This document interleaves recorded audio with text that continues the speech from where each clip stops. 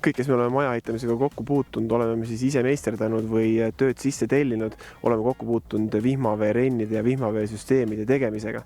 Ja nendega on üks jama. Sa pead üsna täpselt planeerima, et sul kogu see konstruktor pärast kokku sobiks, et sul kõiki juppe oleks piisavalt, pikkused piisavalt, erinevad detailid piisavalt.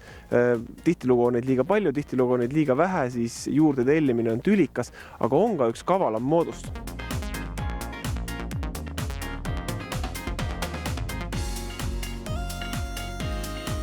Mis on see eriline nüanss, millega teie vihmaveerennide paigaldamisel lähenete? No meil ongi põhiline, et me valtsime kõik rennid koha peal. Ja tulebki, masinast tuleb välja ja nii pikka, kui parasjagu kliendile vaja on. Ja ühtegi liidetega midagi ei ole. Ja kõik töötab. Mis see siis nüüd tähendab, et valtsite koha peal? Muidu ikkagi ju on 3 või mingisuguse teatud pikkusega detailid, mis tuleb siis portsus kohale tuua ja hakkad neid omavahel kokku sobitama. Mis see täpselt tähendab, et teil ei olegi siis liitekohti? Ei, liitekohtasid ei ole ja renn tuleb koha peal ja tuleb pikast rullist ja täpselt nii palju, kui vaja on. Ja oleme teinud siin 35-6 meetrised isegi tõstnud üles. Nii, ja kui te nüüd selle täpse majapikkusega vihmaveerenni valmis olete teinud, siis kõlab väga keeruliselt, kuidas see sinna külge saab?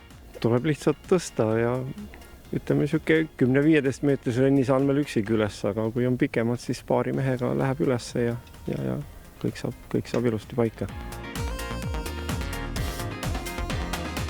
Mis see eelis on, kui vihmaveerenn ei ole pandud mitte siis 3-meetristest või 2-meetristest juppidest, vaid et terve maja pikkuses on üks plekk?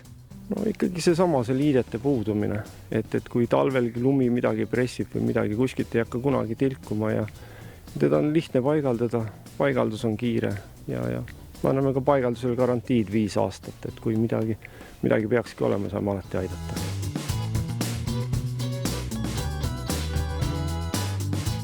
No vihmaveerennidel on ka tegelikult saadaval täiesti erinevate profiilid.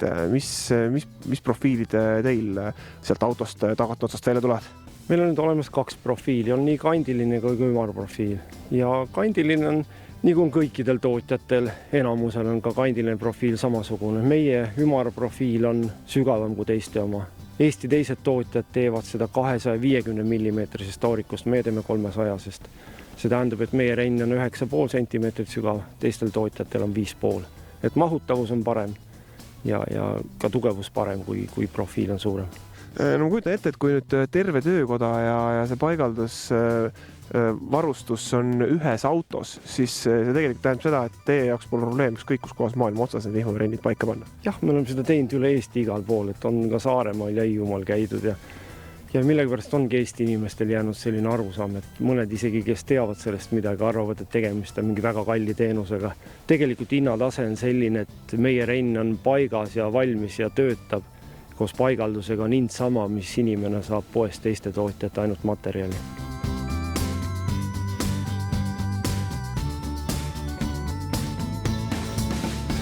No igasuguseid asju ma olen näinud ja erinevate asjade tootmishoonetes olen ma käinud, aga pean tunnistama, et sellist asja, et üks terve pleki töökoda, mis teeb sulle ükskõik kui suurele majale vihmaveerennid koha peal, selline töökoda või tootmine on lihtsalt ühes autos, seda mina näinud ei ole. Minu meelest väga põnev.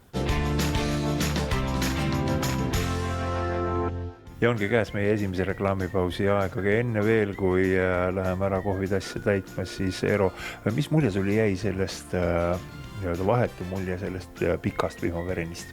No mina nägin sellist tehnoloogiat esmakordselt ja minul jäi tõesti suu lammuli, et siuke asi on võimalik, et sul tuleb auto kohale ja autol tagant jookseb sulle täpselt nii pikk vihmaveerenn läbi valtside välja kui vaja. Ja esialgu tekitas see mul väga palju küsimusi koha peal, kui ma nägin, kuidas protsess käib, sain ma enamustele vastused. No üks küsimus oli kohe see, et aga kuidas ma siis nii-öelda pikal katuse serval need 2 poole langevad kaldet saan, kui ta ühes tükis on. Tuleb välja, et see renn paindub täpselt parasjagu nii palju läbi, et saab ideaalset kaldet peaaegu märkamatult sinna katuseserva pandud, nii et mina julgeks küll kõigile soovitada, kellel vihmaveerennide paigaldamine ees, et minge seda teed, et laske panna üks pikk renn, mitte ärge jännake nende erinevate juppidega. Ühenen Eero soovitusega ja tõepoolest, kui teil on majal juba olemas mingisugused 30 aastat tagasi paigaldatud vihmaveerennid, mis reeglina jätkukohtadest lasevad läbi, sinna tekivad üks asi tilgad, teine asi ka tulevad purikad, noh see on tõepoolest probleem. Aga teeme siinkohal väikese kohvipausi ja kohtume teiega taas mõne minuti pärast.